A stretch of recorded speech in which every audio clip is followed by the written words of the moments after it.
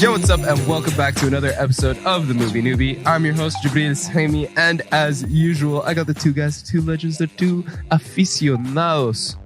Oliver and Raph, how about you say hello in that order?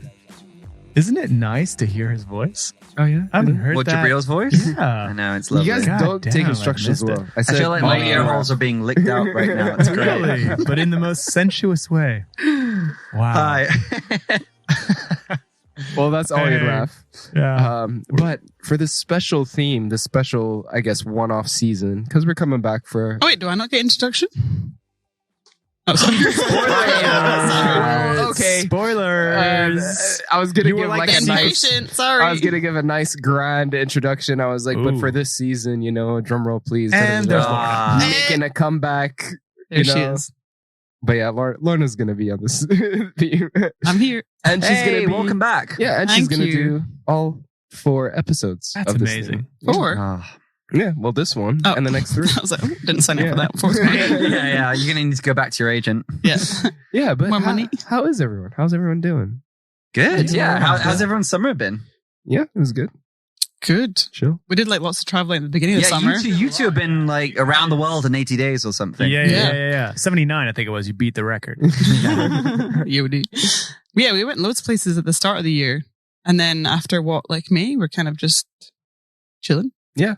Well, Which was nice. It was like a blast of traveling, which was a bit intense. But it Okay, was so fun. how many? What's up? List of countries. The thing is, we're still not Scotland. done with our traveling. Actually. Yeah, so for the first film that we're gonna do, Lorna and I are gonna be in Scotland. We're gonna be hiking on the Isle of Bute or the Isle of Rothsay. Isle of Bute. Isle of Bute. Isle of Bute. Then the second movie that we're doing, Lorna's gonna be in Malaga. And then for the third film, I'm going to be in New York. So we're still traveling here and there. How long are you going to Malaga for? Literally just 4 days, just with my mum and sister. Oh, that's nice. That's Just what's up. lie on a beach. And do just nothing. chill. Yeah. Yeah, all of our holidays this year have been very like hike orientated, which has been fun. Yeah. But I also just want to. That's what happens when Sit. you take this guy on a holiday. Yeah. Holiday. Yeah. No holiday. Yeah. I want you to suffer. Yeah. Let's climb like the last trip something. that we did. Yeah. The fucking storm. Holy fuck, man. Wait, you guys had your little bro holiday. Yeah, we Yeah. did. Never was take me to for one Wales day. again. I mean, the south of England. Sorry, not Wales, South England. We went to Wales. Yeah, so this You summer we guys went to also Wales as well. Yeah. Morocco, Portugal. Yeah, what about you guys? Man, well, I did a little bit London? of traveling, but it kind of sounds pathetic compared to what they've done. I feel embarrassed even talking about it. Do you want me to take the mic then? Or? No. You know, I still love to talk. right. I went to Sicily for a few days. Oh, That's a nice. place. That was lovely. That's a place. Yeah. That is a place. It was beautiful. It was not 52 degrees like it was there a few weeks ago, so that was Good. a plus. Oh yeah. I loved Sicily. Highly rate it. I got some good gabagool. No, I didn't. I had some proper Italian food, and then where else did I go? Went to France, didn't you? Yeah, I went to France. Yeah. Oh yeah, for a wedding. I went to Oh, yeah. France for a wedding, which was lovely. And the stag. Spent a couple of days. Well, no, the stag was for Sicily was for the stag, Yes. and the wedding was in Normandy in rural France. Beautiful. Shout out to Saint and Elise, the happy couple, and then I spent a couple of days in Paris. Tried to recreate the John Wick 4 scene on the steps. Oh yeah, did you? Yeah. There's a bunch of footage of me running up the steps trying to And Zane falling shoot down. down. Sorry, I didn't tumble down quite like that, but I did. A dog did piss on my head. So Hey, there we go. That's Yeah, very yeah. John Wick. yeah, exactly. Yeah, Exactly. No, but that didn't happen. That's just what happened. But no, I had a great time. We did the duel in the oh my goodness, Sacré-Cœur. Yeah. Sacré-Cœur, like at the end of the movie. Well, I didn't just go to Paris to recreate John Wick 4. I also went there. I to mean, see a don't bit. lie. Yeah, maybe that's it. I didn't tell my partner about that part, but Little yeah, does no. she know. Yeah.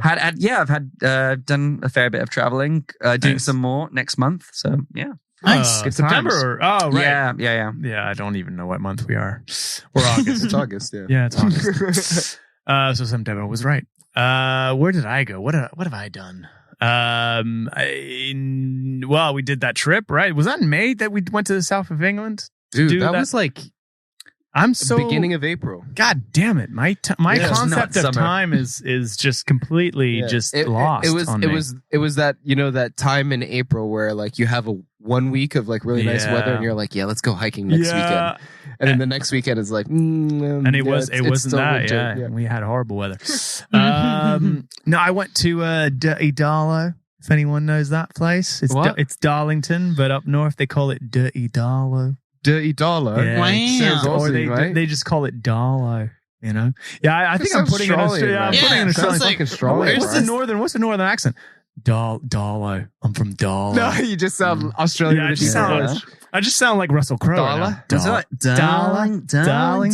Hi, I'm from Darlington. Nice to meet you. Anyways, I went to Darlington for a weekend, which was my first time in that, region of England, which was cool, but very random. Mm-hmm. A friend of ours kind of owned, their parents own a farm there. So, it was really pretty. They had like, this huge land, pastures and horses and all that jazz. So it was really nice, really sweet. And then I went to France in July. Spent 2 weeks down there, southwest, southeast. Spent couple days in Saint-Tropez. Never been to that part of France. That was fancy. What's that song? Saint-Tropez. Yeah, I know the song. Another trash song that came out during that 2008-2013 period. Yeah, that was, I both enjoyed it because, I was in, that part of the Mediterranean where you just could relax and Zimmerland and I could be, French again, back to my roots. But I also didn't like it because it was, not my demographic and not my people, it was like a bunch of rich Russian oligarchs and that had like massive yachts and you could just see be careful about alienating one of our key target audiences. Rich Russian oligarch. Exactly. If you want to sponsor this episode or fund that's true. Or fund the Russian we need that war. vodka money, come on. But yeah, so I was a bit, divisive on that. But it was still nice to have a holiday and spend time with my nieces and my family and all that jazz. I always find it weird, though, because I go from being really francophone and like, being fully French and not speaking English. And then coming back to London is weird. Stop making fun. Going back to London is weird because I have to go back to like English. So I'm like, oh fuck, now I'm just speaking English for the rest of my time. So it's just a weird little dichotomy. But do you speak American? Exactly. I'm wearing a backward cap. I'm like so American right now with like my headphones. So let me ask you, how are the Yankees doing at the moment? When their transfer window? Do you feel like the prospects are good for this season? I think I confessed this to the listeners out there that for a whole week, the first time I met this guy, 11 years old. I know this. I'm going to attention here. 11. I was 10, 11. Went to an acting school, started an acting school, and I didn't want to reveal my real identity to anyone. So I pretended. Did you have a cape on or something? No. A mask. Exactly. I was the first superhero. Close. No. I was method acting, if anything. I was before method acting even was a thing. Did you invent it? Even baby. No, but I pretended that I was from New York for like a week, I think. And I pretended that I was American, that I loved the New York Yankees. I showed up with my Yankees cap and everything. And I think he told me he was from New York. Yeah. Part of you and Sam, because you didn't know me, you kind of semi-believed because you're like, maybe he's a French. And I had an accent. Like I had a French accent and everything. This explains more to the story. Exactly. Let me walking here. I'm from New York. I love the Yankees. They're so good. And they were like, okay, maybe he's like fucking half French or something. But then Cody, one of our friends, Cody, who, his dad's from Boston, straight up came up to me and he was like, oh, so you're a Yankee supporter, huh? Okay, so, this year starts rambling about baseball and like how he loves the Boston Red Sox and like, and basically catches me like straight up off guard and red-handed. And I'm like, yeah, I'm French. I'm French. I just want to be American. I don't know why. I had this like dual personality. Yeah. Anyways, to the fans out there. I think it's time to get down to some business. Yeah. Talk about some film stuff. Talk about some real shit. Some cinema. Let's be honest. Yeah. Well, actually, I guess it's cinema related, film related. It is. Actor related. Yeah. Writing related. Yes, it is. It is the SAG-AFTRA. Yeah. Yeah. Yeah. SAG-AFTRA. I was gonna. Yeah. SAG-AFTRA. So yeah. Does anyone have any opinions on it, or just like, because this is a movie review podcast. We talk about things like that. Well, should we explain what's happening for some of the listeners? Well, yeah, they might not know. So that's one of the things that like I'm not really sure about what happened. I know that the writers' strike happened first. There was a bit of a director's strike for a bit, and then now there's actors who have joined. Or I don't know if they're separate, or so maybe you guys can tell me a little bit more. Yeah, I'd be happy to just give the overview. Yeah. No, I'm just in. I was just gonna say. You go for it, and then I'll stand in solidarity and do a little speech. But go. I like it. But yeah. Basically, for the first time in I think 60 plus years, both the Actors Union in America, which is SAG, and the Writers Union, which is the WGA, are both on strike at the same time. Mm-hmm. Some might remember that the WGA, the Writers Guild, was on strike in 2007, 2000. I think it was 2007 or 2008. I remember every TV show was like every TV show either got cut short or went really bad, like Lost, Heroes, Transformers 2. That script. I mean, I'm not saying like they were working from great material in the first place, but if you're wondering why that was a particularly bad movie, it's because of the writer strikes, because they didn't have writers.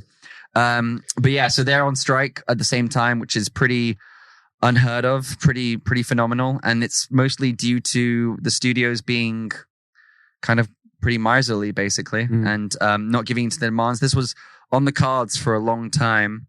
The writers and the actors, ever since COVID times, really had been wanting to change the terms to sort of adapt to the new conditions of the streaming era. And the studios kept trying to push it back as far as possible, saying, let's just get through the pandemic era. Let's just see, let's negotiate next year.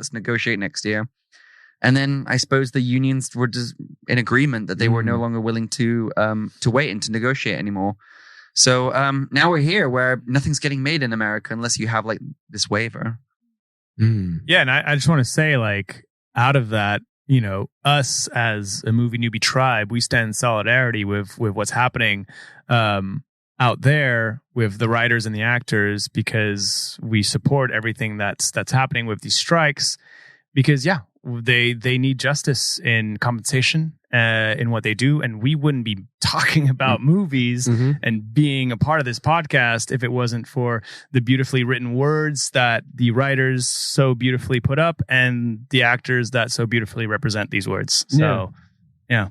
And it's also just interesting to see that like the whole industry moved to Hollywood for more freedom, right? They wanted freedom away from all those like New York companies and people who like all those that major backing, and now you see it like just going again, people getting taken advantage of, and you see that the film industry has moved away from Hollywood, and now you see people filming all over the world. So as like, what do you think is going to come out of this? Is it a net positive, negative? Do you think it in the long run will change the way that Hollywood itself thinks of films? And do you think that, like, because it's not just actors and writers and whatever that are striking right now. Like, we live in the UK, and almost every single industry there is a major strike happening with the NHS. There is the transportation system, teachers, so many things around the world. So, yeah, I just wanted to extend that question and see, what do you guys think? Lorna, what do you think? No idea. Like, as a video editor, how has this affected what you do? Or has it maybe doesn't like cross paths with what you do? I mean, unfortunately, our studio is pretty much run by commercials, and commercials keep on going. Well, no one stops advertising. That's how I know a lot of actors and potentially some writers in the States are going to be making ends meet potentially by taking commercial work, because that isn't that doesn't count as, I guess, breaking the rules of the strike, I suppose. One Saudi. I think there's some Saudi advertisements coming in, or probably. But yeah, I agree. Like, the commercials have kept coming in. Music videos never have budget anyway, so there's been no difference in that. So we haven't really felt a big difference. Yeah, man. I mean, in the corporate capitalism world that we live in, like commercials are always going to go. Like we're never not going to see ads. That's never going to stop. I remember your ads, dude. Hey, I mean, it's PayPal Brazil. It's a great way to make money. Really? It's a great way to make money. Is your livelihood or opportunities? Do you think they're being affected by the strike at the moment? Because I know it's really hard to understand what qualifies as work that's inside the US or outside the US. Like House of the Dragons kept shooting because I think the vast majority of those actors are British, or non-American, basically. Yeah. So they had just visas on to the work. Union, so right? Do you see like less work coming your way potentially in terms of like television at least? Or and before that, if you're a British actor and you're part of that union or guild or whatever, does it affect your work in a different country? I don't know, because I don't know if you would be part of the union if you in the States if you lived and worked in the UK, because you have to pay dues to be part of them. But if you, for example, like there's so many actors and actresses who live in the US, but they're from the UK or whatever, and they work there half of the year. Well, a lot of them are members of. There's a local union here in the UK for the American thing. No, as in like British actors that have a union. So I guess, and if they live in the UK or primarily work in the UK, their work might be negotiated based on that union membership. So, and a lot of the big like A-listers that are of UK origins would be members or somewhat members of SAG-AFTRA as well. Like, let's say, what's his name? But it depends. Michael Fassbender. Sure. Would he be British? He's Irish. He's Irish. Yeah, but like, I'd assume he'd be. I think he'd be he'd probably be part of the union. Okay, well maybe he's a bad example. Hugh Grant. You're just saying a British actor who lives their whole life in the US has like no. So let's say they work in the States or they live in the States a little bit, but let's say their tax residency is in the UK, right? And they do work mainly on US productions. Would they be liable? I don't know. It would be a part of the contract. So if it's contractually based in the US, that's when it becomes because like being part of the union, usually that factors into your work contract, your visa. Yeah. So if your contract was negotiated on terms that were like from the UK union, then you'd be fine to work on a the short answer, I actually don't know that much. No, and it's complicated. It's a complicated thing, and I don't know that much either because I'm not as big as an actor, so I only understand so much from what I read on the news. But for me, from what I can understand, it's to do with contracts, right? It's to be about rate of pay for contract. Rate of pay, get the rate of pay to contracts. No, but it's about compensation in the contracts and about like having a certain amount paid for in a contract based. Okay, thing. So let's talk about like one of the terms. So like one of the terms that I heard is that they want to use AI to scan the faces of like mainly extras and stuff. Yeah, goddamn it, like, Bob. Like let's say not your main core actors, but like cast background artists and stuff. That's what they're called now. And you would get paid for just one scan, and they could use it in perpetuity. Yeah, right? Yeah. Now that's fucked up. Like people know that robs a lot of jobs. I am tech forward. I love tech, but people still need to get paid for their dues and for their rights and things like that. See, that's messed up. How would that work though? How would the AI? Would they just? So let's say they'd my scan face you onto someone else's, or would they invent a whole new person? Well, they'd like just use you as like an avatar, as I guess, foundation. Character. Yeah, and then they just use your likeness, so like to fill up the back of the film. Or so would that mean we would see a lot of the same extras in a lot of movies? Yeah, it would be like the FIFA crowd. Yeah. That's what I mean. So if for example, I'm watching Mission Impossible 7 and then I'm watching Barbie and then I'm like, it's the same. It's the same It's like I've seen a couple of these background people. But sometimes from an editing perspective, it's like the extras do. Sorry, not extras. What do they call it? Background artists. Yeah. Sometimes you might not use a take because they're doing something in the background, which you're a bit annoyed about. Like even like when you're kind of looking at the screen, like what we're talking about, the wide-eyed vision. If you're still looking at this one point, your eye is still kind of here. And obviously for us, we have to look at the whole screen. And if someone's fucking around in the corner, for me, and like a lot of stuff I watch now, I see extras like really obviously, and I can kind of see them. But I don't agree though, because I'm like, give someone a job. Yeah, you don't want anyone to lose out. I watched this compilation. It's called Extras Overacting, and they're like, it's so fun. like what they're trying to do, like candidly, is like so obvious that it looks like acting. But I mean, like this is just something that I'm just saying. Look, I've been a part of that world, right? I've done some background work in Vancouver. Also, is extra like a bad thing to say? No. Okay, it's not derogatory or anything. Okay.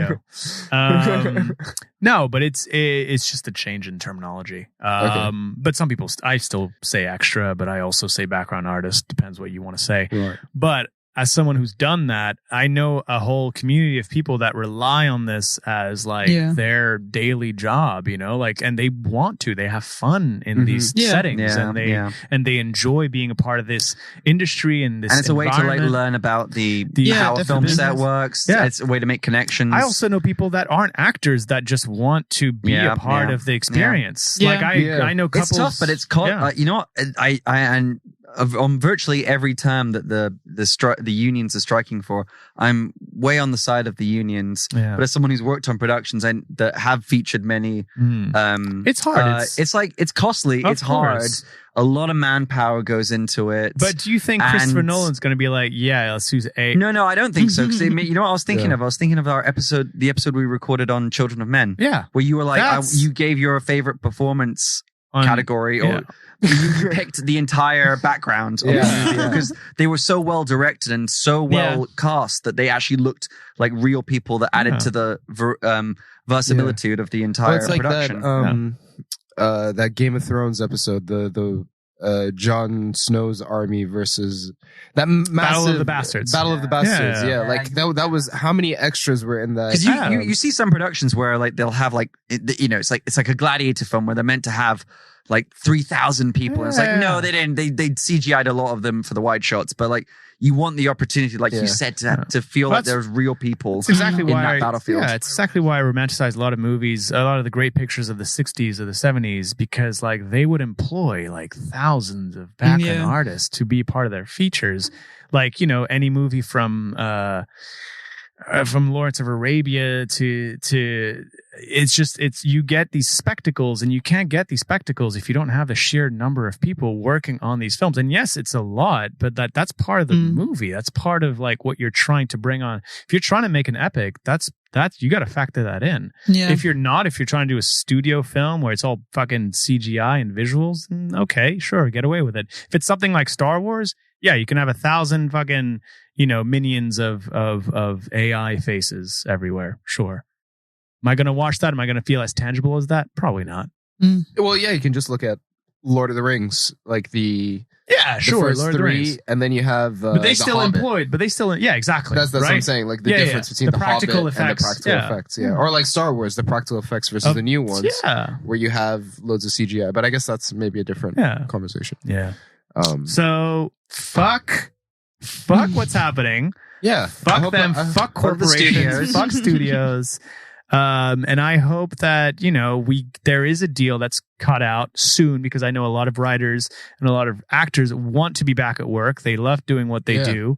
So let's hope Succession, please. Not Succession. Severance.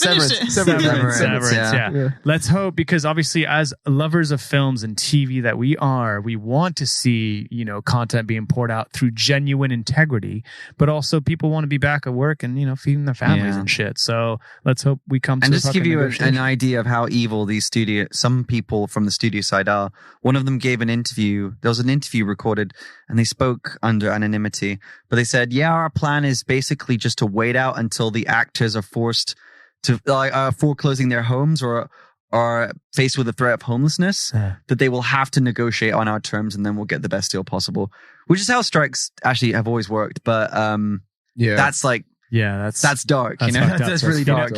I have another dark piece of material that comes from the Theater of Others, the podcast that we once hosted, Adam and Booty. They had an episode on this very content, on this very subject matter, and one of them speaks about how they went and interviewed some CEO executive on Netflix, and they said, "Oh yeah, the actors and writers, they can be on a strike for however long they want. We have content for the next fucking 10, 20, 30 years. We've got so much content that we can pour out. Doesn't even matter." But that's not the case for the streamers though. Apparently Netflix has enough to back up to be like, sure, go on strike. We have so much shit. So apparently, I don't know, Netflix claims, but obviously that's just a claim, right? Well, if it's anything like Witcher 3. Yeah, well, that's it. It's Good. gonna be content, but it's gonna be really shit content. So maybe we're in in the next year or so, we're just gonna get really shit Netflix contents. I mean, I've always thought Netflix stuff was garbage. It's really hit home how recently how poor the general standard of. But I mean, it's been shit since that Beef, fucking Beef, Men in Beef Black. is an exception. Yeah, Beef is good. Yeah. I mean, House of Cards was good, but I can't also, really I think the of level anything of else. TV has gone up though, because That is Netflix true. was the first one. Yeah, well, HBO. Okay, high for me in the HBO's UK, always been top dog. but it was kind of the first big one for me anyway. Yeah. And it was like, oh, this is really cool. But now obviously you have Apple TV and even Disney, and they are making really top quality content TV now.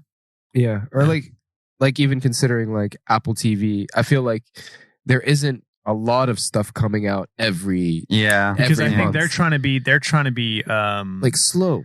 Well, they're trying to be so, and they're trying to get they're taking on the blueprint of HBO of really nurturing the content and pouring. Let's become a trusted brand. Because HBO has been trusted for a long time. Yeah, because everyone knew if you're watching, it's not TV, if you're watching bro. Sunday night HBO. programming on HBO, you're like, it's gonna, even though they've only got 3 originals on it, at any given moment, you're like, it's gonna be decent. Big quality. Yeah. You get that.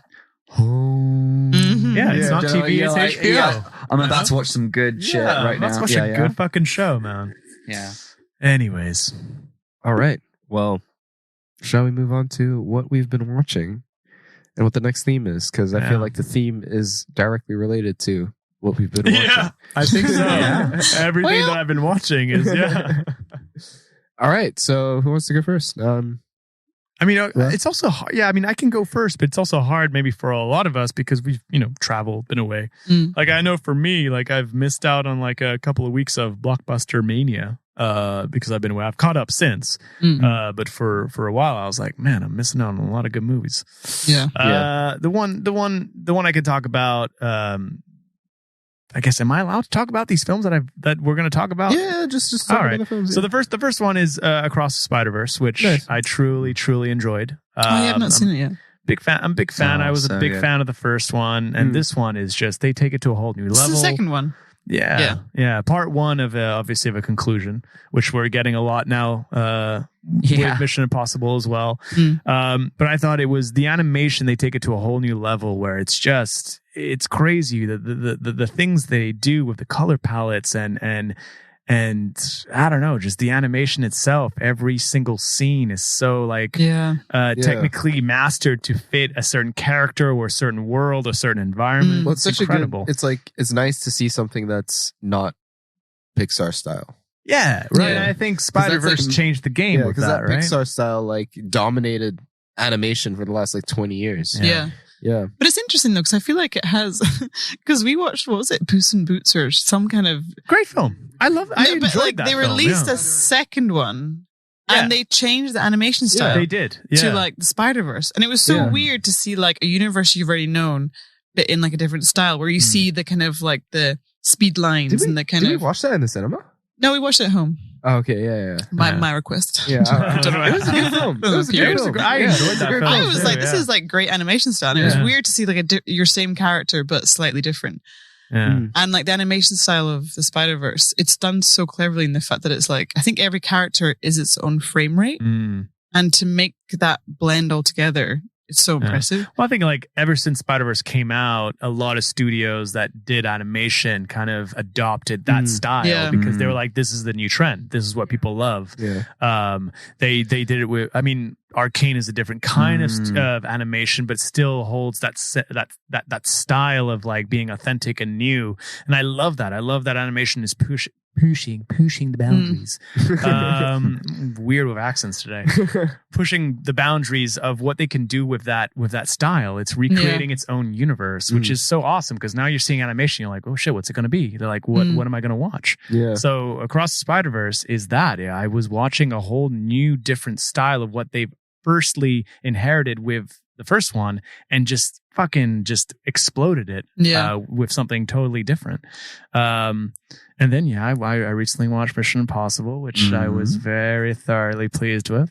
I'm a big fan of that franchise. I love what Tom Cruise is doing with it. And I was just reminiscing of like, shit, man, like considering the first one to now what it is, it's crazy. That evolution. Was it 27 years? 1996, right? The first one, 1997? I think it was 1996. 96, yeah. right? Which is bonkers. And to think of what it was, its own little entity. And then obviously it went from like being a different beast to a different beast, to, to a John Woo film, to a J.J. Abrams trying to revamp it and recreate it because it was that J.J. Abrams era of like, I'm going to hit up Star Wars and Star Trek and Mission Impossible. I'm gonna everything. Franchise everything. I'm gonna ruin everything. No, I think he kind of promoted it as like Mission Impossible is a fucking title and a thing that we can make something out of. And then Brad Bird took. It's like there's been so many different directors until McQuarrie came in and was like, "Let me handle it." Yeah. And now we're getting this kind of. Well, wasn't he screenwriter for most from 4? Or 5? I think he first started working. Yeah, I don't know if he was credited, but he was one of the screwwriters. They brought him to rewrite. I think so, because he's kind of like Tom Cruise's guy, basically. Yeah, he has been for years. His ride or die. With Jack Reacher. Yeah, but even I think it was like Valkyrie. Was it? Because Christopher McQuarrie wrote The Usual Suspects, so he was Bryan Singer's sort of go-to writer, and I think Tom Cruise met him through that. Right. So, what have you been watching? Me? Yeah. It's been a while. I saw Asteroid City, which I think you guys watched. Oh yeah, that was incredible. Yeah, I loved it. Most of my friends hated it. Most people I know really didn't like it. Yeah, I know. They were I do get it. Yeah, I enjoyed it. I was I was surprised that I enjoyed it. Yeah, me too. I don't know, like, because his previous film, The French Dispatch, I was not a fan of at all. And I was like a really big Wes Anderson fan. It was like the first kind of movie director that I started following when I was a teenager, before I kind of got into film properly. Like, I kind of watched him before, I think Grand Budapest was the first one that really made him like massive. Like, he was obviously like had a bit of a following. Yeah. But I feel like Grand Budapest was the one that like was mainstream. Was his biggest box office hit, I think, as well. And then I think so he did Isle of Dogs, I think, after that. Yeah. Which I enjoyed. But it was starting to tip over that edge of like having just too many characters and just like having the old ones, but then bringing in loads of new ones. And it was getting a bit too big, his world. And then The French Dispatch, I just was like, I just did not enjoy. It was just like, there's too many characters. You just couldn't get attached to them. And I get the whole point with short stories, but I was just like, Jesus. So this film, I was a bit like, oh no, is it going to be like the same thing? But I thought it was good. He kind of brought it back down a bit. Yeah. And I thought it was really nice. Just like a nice, and I was like laughing out loud. It was good. Yeah. Yeah, no, I'm completely with you. I hadn't really enjoyed a film of his fully since the Grand Budapest Hotel. I wasn't a big fan of Isle of Dogs either. And I've always been a fan of his, but I thought it was great. I thought it was, obviously, I think it's probably one of the most Wes Anderson-y film that Wes Anderson has ever Wes Andersoned. Yeah. I don't think he's making movies for a wider audience at this point. I think he's really indulging in every single whim or eccentricity that he has. Yeah. But I think, and I don't think it always works, but I really like the alchemy of how it all came together. The framing device is really interesting. I loved what they did with that Western setting. That town they basically built in Spain was incredible. Yeah. So I really liked that film. Yeah, I saw Spider-Verse and Mission Impossible, liked both. TV wise, really enjoyed the Bear season 2. Oh, I'm just starting to watch it again. I have to like take it slow with the Bear because it's so fucking intense. So stressful. It's a lot. Like I come back from like stressful work and you watch that and you're like, oh more stress.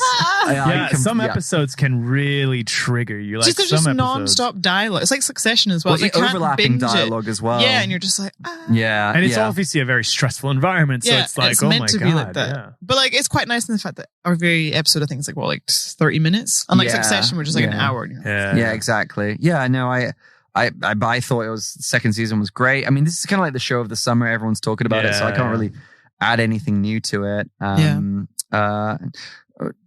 last thing, I've been rewatching The OC.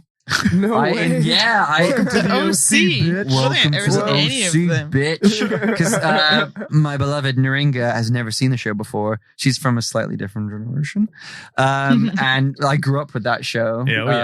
And it meant a lot to me. Seth Cohen, as she's starting to realize, formed basically my identity when I was a teenager. When I was a kid, he was everything I aspired to be. And we've been. It's interesting because the show's 20 years old now. Yeah, three we're seasons, fucking right? old. Four seasons. Yeah, I don't know if we're gonna watch more beyond. There's 27 episodes in the first season. Damn. Yeah, like that's what shows mountains of television back then. Like I tried to rewatch Suits, Mad Men, and I was like, fuck, the first few seasons they're all like 20 episodes. Wait, for Mad Men? Yeah.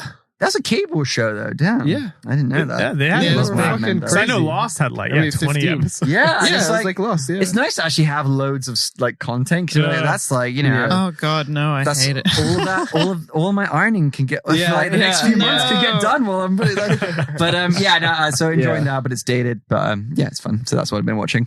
Well, with all the stuff that's been coming out this summer, and I figured that a lot of us are going to be watching the movies and like this crazy ass this nice little summer blockbuster thing. Dude, that we're having. honestly, like this is probably one of the best summers for cinema in I don't know, a decade. I think I forgot what it feels like to be really excited to go to the cinema. That's the thing. It's now becoming an event. It's an eventful. Because I was just on my phone looking to see what films came out this year. Because in my head I was like, oh yeah, I'll see SAG-AFTRA to see. But I was like, why have I seen this for? And there hasn't really been like big major movies up until this last month. It's all just been like. I mean, July packed in 3 fucking. Oh yeah, Avatar came out as well. Avatar came out. Avatar was December. That was last Christmas. Yeah. But yeah, July alone, Oppenheimer, Barbie, Mission Impossible. I mean, you're getting a trifecta of shit. Yeah. Right? Well, and you're stepping on Jabriel's introduction here. Sorry, go. Let the man introduce the next damn theme. God damn it. Let the boy Jabriel's like, so anyway, and then he's like, Barbie and Oppenheimer and Mission Impossible. Hey, how about you do it? You want to be host? Come on. I'm just happy to be back. Yeah, you're happy to be back. Ow, fuck. Ow, my elbow. You're right. Sorry. So basically for this theme, because we've done summer blockbusters for the last 2 years now, we did it as I think our first three movies. Our second theme ever was summer blockbusters. Well, no, it was summer movies. That summer feeling. Yeah, that summer feeling. But then we did summer blockbusters. We never actually did. No, we did. The second year. What did we do? Did we do like movies that come out that summer? No, not movies that came out that summer. So this is our first summer where we do current. Well, this is the first time we've done any current films. Yeah. But also we're doing something different because you guys are not going to be around. Because I think we've alluded to the fact that Ollie's not going to be in London for a bit. Yeah. Raph is not going to be in London for a bit. I got fired. So. Yeah. You're fired. You're fired. You're fired. You're fired. So. We're bringing in Lorna. I'm the replacement. Yeah, Lorna's the replacement. She's a super sub. Yeah, we've got. She's the James really cool Milner of substitutes. Yeah. I don't get that reference. It's a reference. Well, it turns him on, so it's a good reference. No, don't make me cry. He's moved to Brighton now. But anyways, this fucking discombobulated episode. We're doing summer blockbusters, and for the first time ever we're going to do movies that are still in cinema or were in cinema recently. So I'm sorry for spoiling it for you, because we're going to be spoiling the hell out of these next few. That should spoil something for you. Yeah, we're going to spoil the films for you, so better watch the movies before you listen to the episodes. So what are the episodes coming out? When can they expect them? Okay, for the first movie after this bonus-ode, we're doing Mission Impossible 7, Dead Reckoning Part 1, and we're gonna have as a guest for this film and the next film after it, we have Amar Saul, who is a friend of Lorna's. He's a huge cinephile, and yeah, Masters in Film. It's gonna be great. It's gonna be good. It's gonna be hella insightful. That's second. And then there's Lorna. Yeah, and there's Lorna as well. You just chat shit. Eating her candy. Eating her Tang Fast Sticks. The second film that we're going to do is Hey Barbie. Hi Barbie. Hello Barbie. Obviously it's Barbie. You're supposed to say hi Ken, but I guess not. She didn't get the message. Throw enough to do. And that's also going to be with Amar Saul. And for the final episode, we've got the two dudes, the OGs. The two legends, we are back, baby. We are back for the most boy film out of these three. Yep. It's a pretty man Oppenheimer. film. Yeah. I would say it's a boy film. I say it's a man film. It's a man film. Yeah. But yeah, that's what we're doing. Oppenheimer, see? Yeah, Oppenheimer, see? Yeah, Oppenheimer. We're gonna create the atomic bomb, see? We're gonna throw some atoms together. I'm out of here. This is two man. All right. And on that note, before they go crazy with the 20s talk, thank you for listening to the bonus episode. I can't stop it now. You shut your mouth, see? You better slap your face. Did you sleep with my wife, see? All right. Well, thank you for listening to this bonus episode, this Yo What's Up show. It's been eventful. It's been unorganized. It's been gross. But it hasn't been gross. It hasn't been gross. I mean, Ollie's kind of gross. Yeah, it's true. But yeah, stay tuned for the next episode, which is going to be Mission Impossible 7 with Amar, Saul, and Lorna Searl. He is now a robot. You are dating an AI. Out of here. All right. Bye. Love you a long time. Don't forget to like, share, subscribe, comment, do that jazz, and see you later. Bye-bye.